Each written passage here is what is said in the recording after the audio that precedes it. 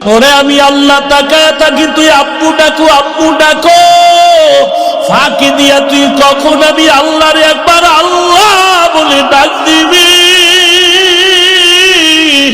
আমি আল্লাহ অপেক্ষায় থাকি, তুই জিব্বা ধরে আমি আল্লাহরে একবার আল্লাহ বলিয়া ডাক।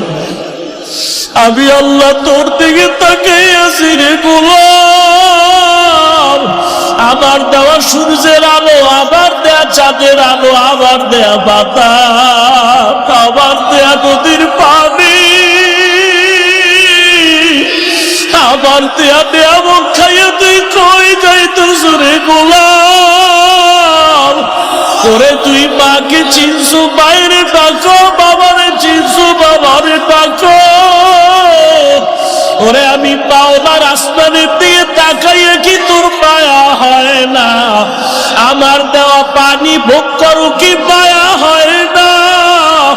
আমার দেয়া সূর্যের আলো ভোগ করো কি তোর অন্তরে মায়া হয় না? যে তোরে টাকা দেয়, খানা দেয়, তার জন্য তোর দিলে এত মায়া। আর আমি আল্লাহ তোরে এত সুন্দর কণ্ঠ দিয়েছি, এত সুন্দর চেহারাটা দান করেছি, আমি মাওলার জন্য কি তোর একটু মায়া হয় না? ও বান্দা, মা বাবায় তোরে কাপড় দেয়, খানা দেয়, মা বাবার জন্য তোর এত মায়া। ওরে আমি আল্লাহ তোর জন্য সূর্য বানাইলাম, চাঁদ বানাইলাম, পানি দিলাম, বাতাস দিলাম, খানা দিলাম। আমার দেয়া জমিনে তুই চলো, আমার দেয়া জমিনের ফসল খাও, আমার দেয়া নদীর মাছ খাইতেছো, আমার দেয়া গাছের ফল খাইতেছো রে বান্দা। ওরে বান্দা, তোর পিপাসা নিবারণের জন্য ডাবের পানি তুই পান করতেছো। এত গরমের মধ্যে ডাবের পানি কখনো গরম হয় না। আমি আল্লাহ তোরে এত নেয়ামত দিলাম, আমি তোর কাছে টাকা চাই না, বাড়ি চাই না, গাড়ি চাই না। আমি চাই তুই বাজে বাজে আমারে আল্লাহ বলিয়া ডাকবি। আর আমি আল্লাহকে তুই আল্লাহ বলিয়া মোহাম্মদে ডাকবি। এত নিবু খারাপ, এত নিষ্ঠুর কেন হইছ? ও কুমিল্লার যুবক বাবারা, দুইটা পা যদি আগাইয়া দাও, আমি পাও দুইটা দইরা বলবো, আর তারি কাটি আবার নবীর কাটাইও না রে যুবক। আর নামাজ বাদ দিয়ে আমার আল্লাহরে বেজার করিও না। যদি কপাল ভালো চাও তওবা করো, এখনো সময় আছে, মনে মনে আমার আল্লাহরে ডাকো। আমার আল্লাহকে বলো, হে আল্লাহ, শয়তানের ধোকায় পড়ে গুনাহ করেছি, আর গুনাহ করব না, দাড়ি কাটবো না, নামাজ ছাড়বো না, বেপরদায় চলবো না। তোমার মতো যুবক তাকায়া দেখো, স্কুলে পড়ে, কলেজে পড়ে, দাড়ি কাটে না, নামাজ ছাড়ে না।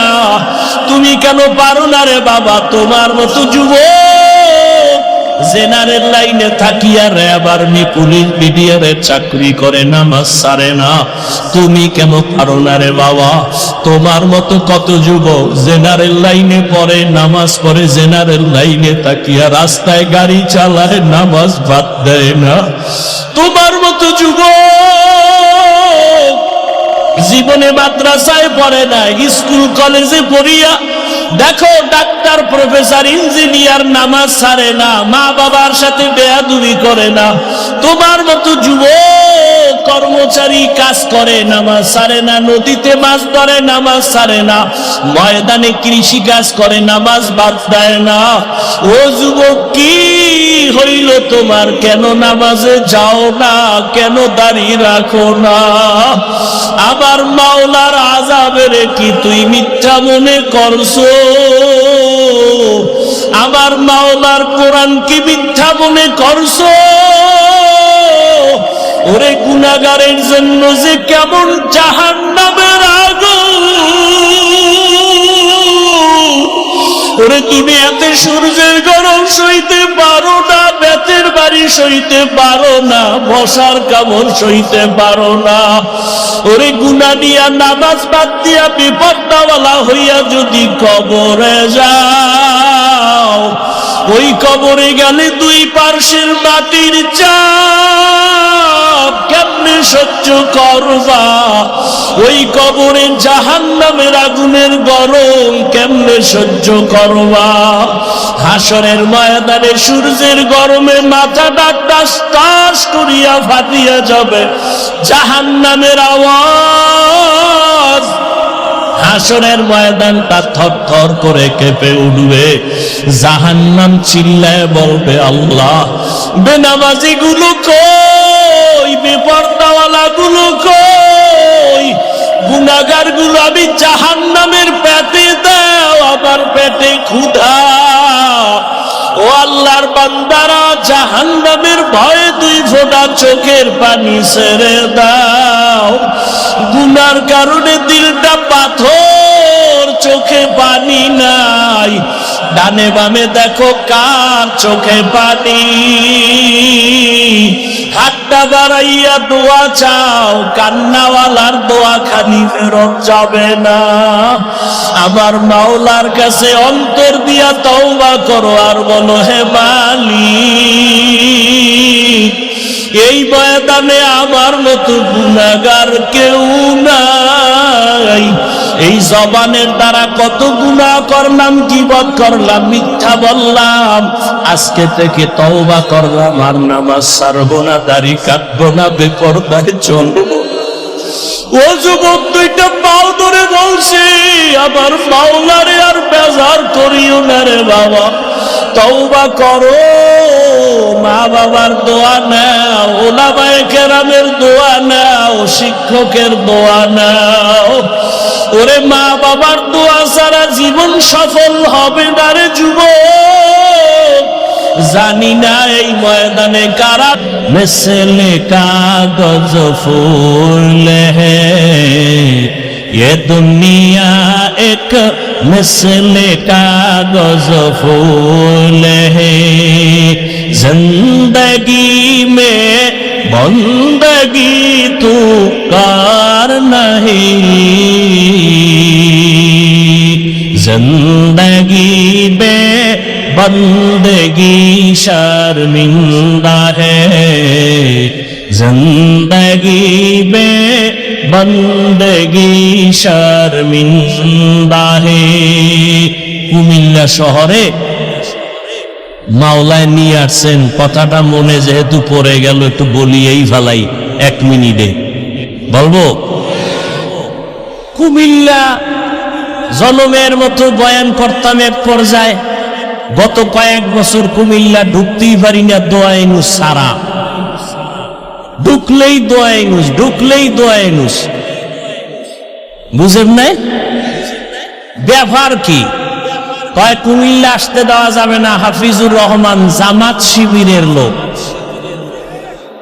কে কয়? কুমিল্লার এমপি।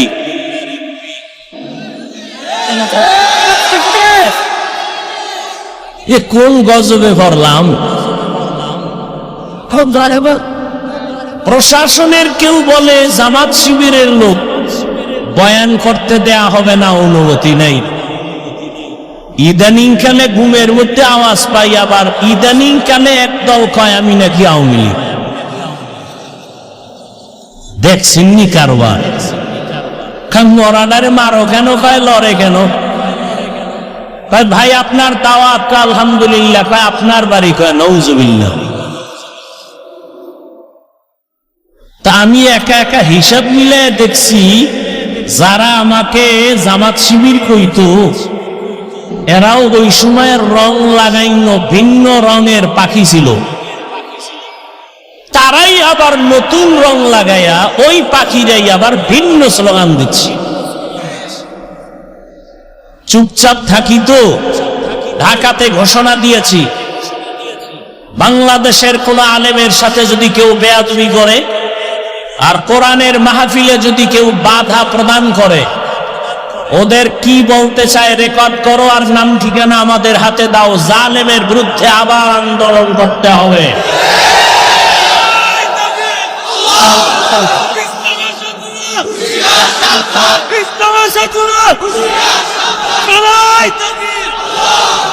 কেউরে লাগবে না, খালি আমার হাতে নাম ঠিকানা দাও। বাংলাদেশে কোরআনের মাহফিলে যারা বাধা দিবে রেকর্ড করো কি বলতে চায়। আর নাম ঠিকানা আমার হাতে দাও, আর কিছু দরকার নাই, আমি দেখে নিব ইনশাআল্লাহ সেই আল্লাহর দুশমন বান্দাকে। চরমনাইয়ের মাঠে গত বছর বলে আসছি, কাফনের কাফন রেডি রাখো। জালেমের বিরুদ্ধে মুসলমানের আন্দোলন একবার নয়, বারবার। তুমি চিৎকার দিচ্ছ দেশ স্বাধীন, কিসের স্বাধীন?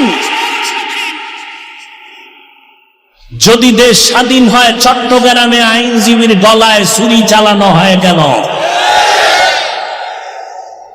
মুসলমান তো স্বাধীন বলে চিৎকার দেবা স্বাধীন, যেদিন এদেশে ইসলামের স্বাধীন হবে, এদেশের মাদ্রাসা মসজিদের কমিটিতে কোনো সুদখোর থাকবে না, যেদিন স্বাধীন হবে স্বাধীন। কোরআনের মাহফিল চলবে, উলামায়ে কেরাম সিনাকে উঁচু করে কথা বলবে, কোন হারামখোর বাধা দিবে না, যেদিন স্বাধীন হবে স্বাধীন। আল্লাহ হেদায়াত দান করুন। ভয় পাইতেছ?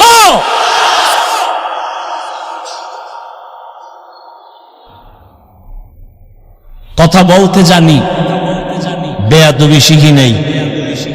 কারে কিভাবে সাইজ করতে হয় বুদ্ধি কারো থেকে শিখতে হবে না। সব বেয়াদব সাইজ করতে 1 ঘন্টা টাইম লাগবে, 1 ঘন্টা মাত্র।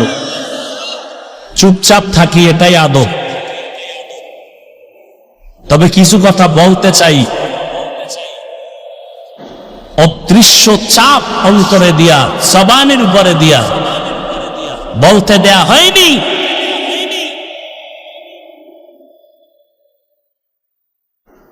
তুমি কোন দরবারের কোন কুতুব হয়ে বসে আছো ভালো করে চিনি। আল্লাহ হেদায়াত দান করো। চোখ হেফাজত করো বলেননি, হাত হেফাজত করো বলেননি, কান হেফাজত করো বলেননি। আয়াতে বলা হলো জবানকে হেফাজত করো। কেন? 1 নাম্বার জবাব, জবান আল্লাহর দেয়া শ্রেষ্ঠ নিয়ামত।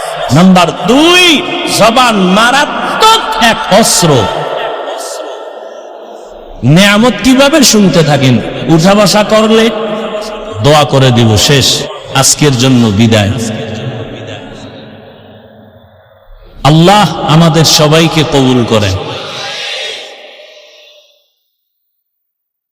আল্লাহর দেয়া বড় নিয়ামত জবান। বলে কেমন? বলে আমি এই মাউথ নিয়ে কথা বলি, আমার কথাটা মাউথ টেনে মেশিনের মাধ্যমে ইউনিট দিয়া হর্ন থেকে বের করে দূরে সরাইয়া দিল।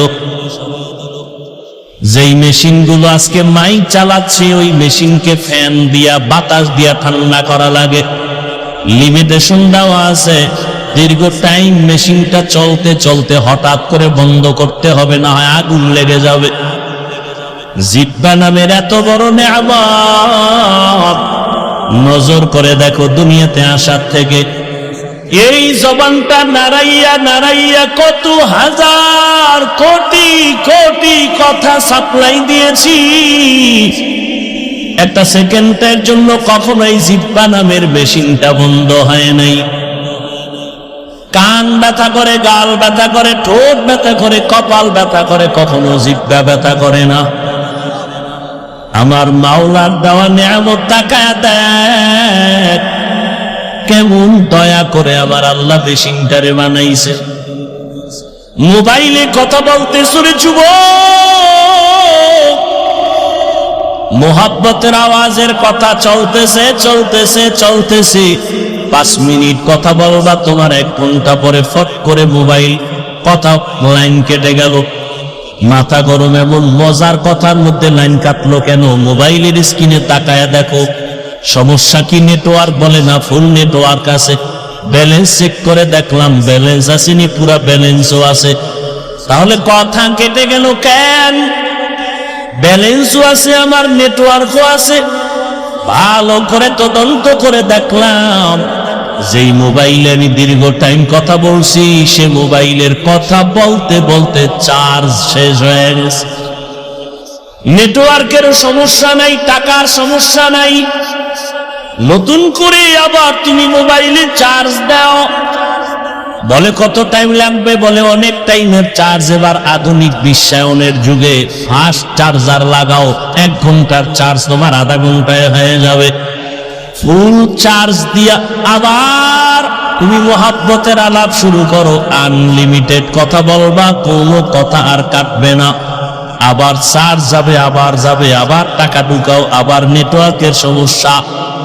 জিহ্বা নামের মেশিনটা নাড়াইয়া কোটি কোটি কোটি কথা সাপ্লাই দিয়েছ, কোনদিন 1 সেকেন্ডের জন্য জিহ্বা বন্ধ হয় নাই। এটা এত পরিমাণ চার্জ, এত পরিমাণ চার্জ যে আমি ঘুমাইলো আমার জিহ্বা চলে। আমি ঘুমাইছি বেউস, কিন্তু জিহ্বা চলতেছে, এটার চার্জ এত বেশি। কোনদিন চার্জ দেওয়া লাগলো না। আল্লাহ যদি বলতেন বছরে 1 টাকা দেওয়া লাগবে, দুনিয়ার কেউ কথা বলতে পারত না। 1 প্লেট খানা নিলাম, খানা খাবো, প্লেটের খানার মধ্যে তরকারি নিয়ে তদন্ত করলাম 2 মিনিট, 3 মিনিট, 5 মিনিট। হাত বলে খানা পিওর খাও, চোখ আমাকে অ্যান্সার দিল খাও। লোকমা একটা উঠাইয়া যখন মুখে দিলাম, জিহ্বায় আটকায় দিয়া কয় ভিতরে নিস না, ভেজাল আছে। হাত বলে পিওর, চোখ বলে খানার লোকমা পিওর, জিহ্বায় বলে ঢুকাইস না, ভেজাল। কি ভেজাল? হাত বলে ভেজাল নাই, চোখ বলে ভেজাল নাই, জিহ্বা বলে চিকন একটা চুল আছে লোকমার ভেতরে, চুল। লোকমাটা ফেলে দিলাম। এমন রহমতের আমার আল্লাহ সুন্দর একটা জবান দিছেন, এমন সুন্দর আওয়াজ। কে মানুষ কে অমানুষ পার্থক্য আমার হাত করে না, আমার এই জবান করে দিয়েছে। কারণ পশুর পা আছে, হাত আছে, চোখ আছে, কান আছে, সব আছে, কিন্তু কথা বলার আওয়াজ নেই। আল্লাহ আমাকে এত সুন্দর আওয়াজ দান করেছেন। আমার হাত দেখার জন্য এখানে কেউ বসেন নাই, চেহারা দেখার জন্য কেউ বসেন নাই। জবানের কথার মাধুরীতে আল্লাহ আপনাদের বসায় রাখছেন। এই নিয়ামত আমার আল্লাহ। আল্লাহ কয় এই নিয়ামত পাইয়া শুকর আদায় কর। কেমনি শুকর আদায় করবি? বলে জবানটা নারায় নারায় দরুদের আমল কর, তেলাওয়াতের আমল কর, আলহামদুলিল্লাহর শুকর আদায় কর, তেলাওয়াত কর, জিকির কর, জবানের শুকর আদায় করো। আল্লাহর দেওয়া বড় একটা নিয়ামত।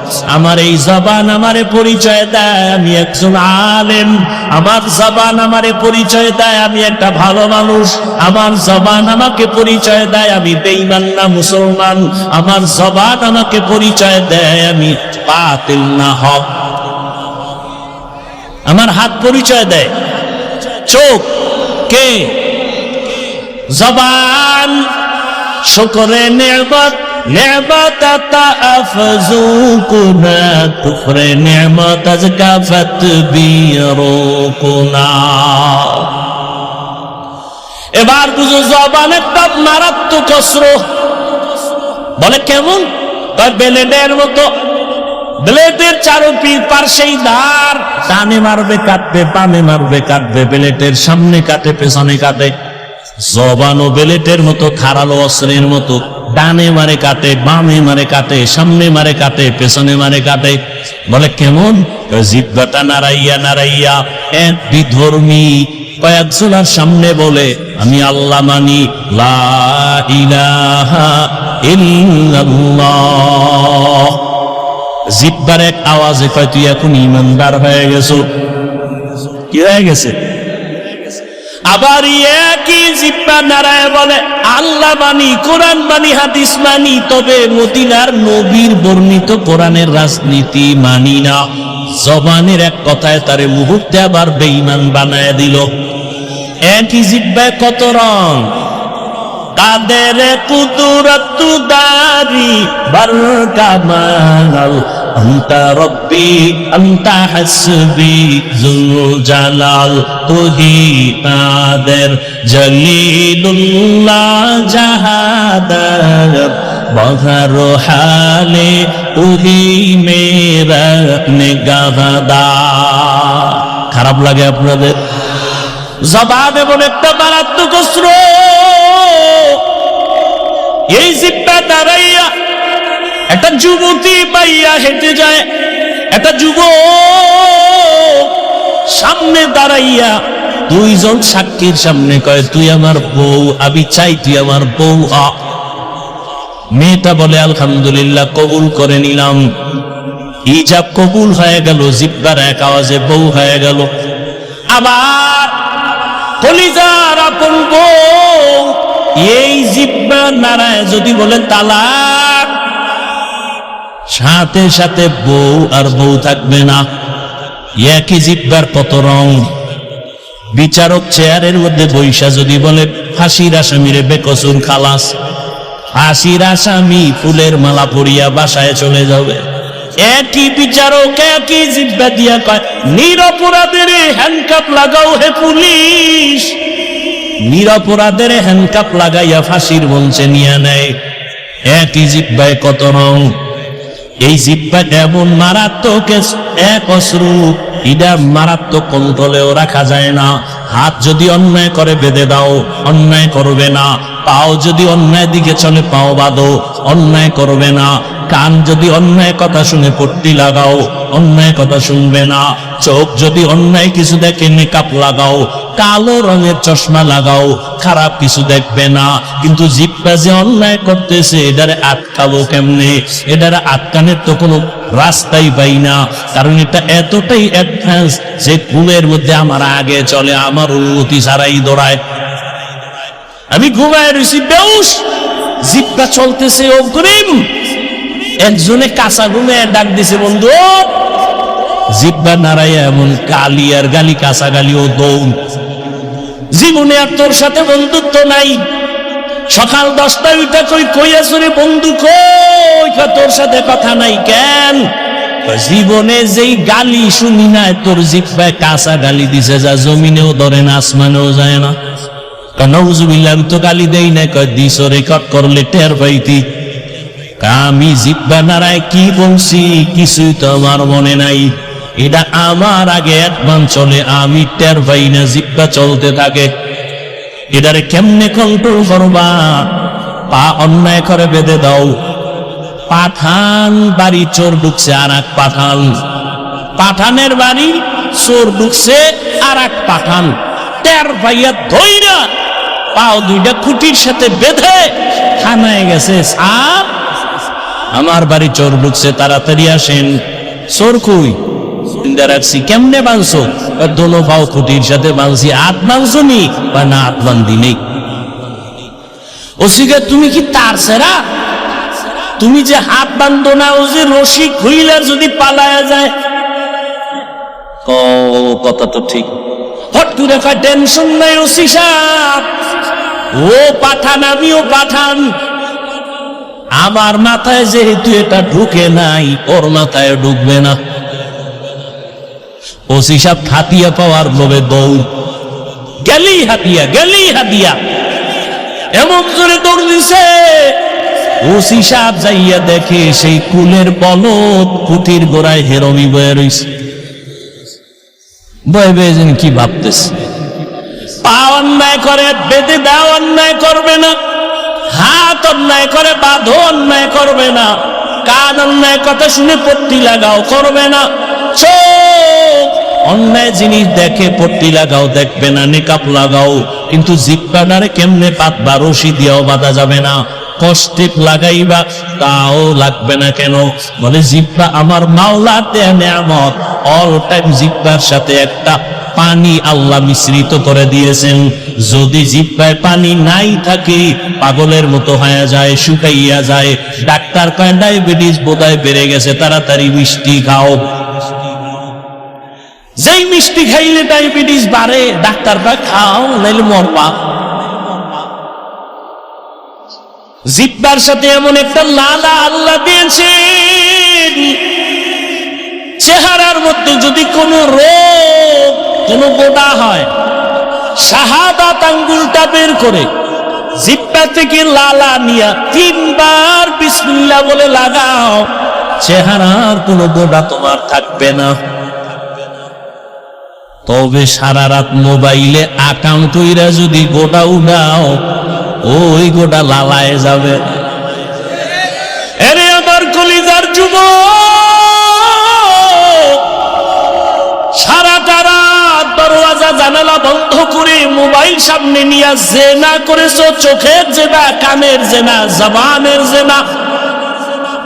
সারা রাত্র কবিরা গুনাহ দেখে দেখে চেহারাটা নষ্ট, চেহারার মধ্যে কোনো নূর নাই, কোনো আকর্ষণ নাই, দেখলে মায়া লাগে না।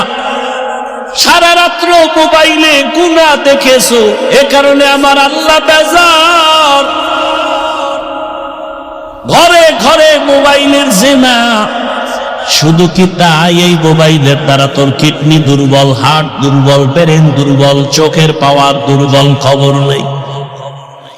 আমার দুঃখ লাগে, যুবকেরা বাঁচতে চাও বেশি, কিন্তু হাতের মধ্যে মেশিন লইয়া ঘুরো, তাড়াতাড়ি মরার মেশিন। আজকে বাসায় যাইয়া গুগলে লিখবি টাচ মোবাইল দেখলে শরীরের অঙ্গ প্রত্যঙ্গের কি কি ক্ষতি হয়, চিকিৎসা বিজ্ঞানীরা সুন্দর ডিটেলস ওখানে লিখে রাখছে। আমি বলি তোর কানে যায় না, চিকিৎসা বিজ্ঞানীরা বলছে এটা তুই ফালায় দিবি কোথায়? এই মোবাইলের কারণে কিডনি দুর্বল, হার্ট দুর্বল, ব্রেন দুর্বল, চোখের পাওয়ার থাকে না, বুকে ব্যথা বেড়ে গেছে, মাথা ব্যথা বেড়ে গেছে, যৌবন থাকে না। এরে যুবক, অল্প দিনের মধ্যেই না জানি আবার পঙ্গু হয়ে বিছানায় পড়ে যাও রে বাবা। আবার নতুন আর একটা মরল ফাঁদ কিনা লইছো, যার নাম হলো বাইক। কি নাম? বাইক। বাইক মরণের নতুন ফাঁদের নাম বাইক। যুবকদের মরণের আর একটা নতুন ফাঁদ, এটার উপরে উঠলেই শরীর খালি আগুন বাইর হয়, আগুন। কি আর শীত, চাদর বাদর ফালায় দিয়ে কোনো শীত নাই, বাইকের উপরে বসলেই খালি গরম। আর পেছনে যদি কোনো বিপরীত পার্স বসে তো আরো গরম। সকাল 10টার সময় টাকা আম্মু কি পদুয়ার বাজার বিশ্ব রোড যাবো কেন? কয় মা আমার এক বন্ধু আসছে, মোলাকাত করে আসবো, বাইক নিয়ে যাব। আম্মু বলে কত সময় লাগবে? কয় 1 ঘন্টা সময় লাগবে, চলে আসিস বাবা তাড়াতাড়ি। সন্তান বাইকে উঠছে, একটা দৌড়, দৌড়াইয়া 1 ঘন্টার মধ্যে চলে আসবে। আম্মা জান কাজ করে করে করে করে ঘড়ির দিকে তাকায়, 1 ঘন্টা হয়ে গেল আসে না কেন? 2 ঘন্টা হয়ে গেল আসে না কেন? 3 ঘন্টার সময় পরিবার যখন হয়ে গেল, মার অন্তরে একটা বাড়ি মারছে। দ্রুত টেলিফোন করেছে, বাবার মোবাইলে ধরে না ধরে না ধরে না, বারবার কেটে যায় কেটে যায় কেটে যায়। হঠাৎ করে কে যেন রিসিভ করলো, অন্য অচেনা কণ্ঠের আওয়াজ। ডাক দিয়া বলে কে তুমি? বলে মোবাইলওয়ালার মা। বলে মোবাইলওয়ালার বাবা কি নাই? বলে আছে, তাড়াতাড়ি দাও। মা দৌড়ায় কয় দেখো তোমার ছেলের মোবাইলটা কে যেন ধরলো, তাড়াতাড়ি কথা বলো। বাবা এখানে লাগায় কয় কে তুমি? কে তুমি? বলে মোবাইলওয়ালার বাবা। বাসা কই? বলে টাউন হলের পাশে আমার বাসা। কয় দ্রুত চলে আসো, তোমার সন্তানের লাশটা নিয়ে যাও তাড়াতাড়ি। বাইক এক সাইডে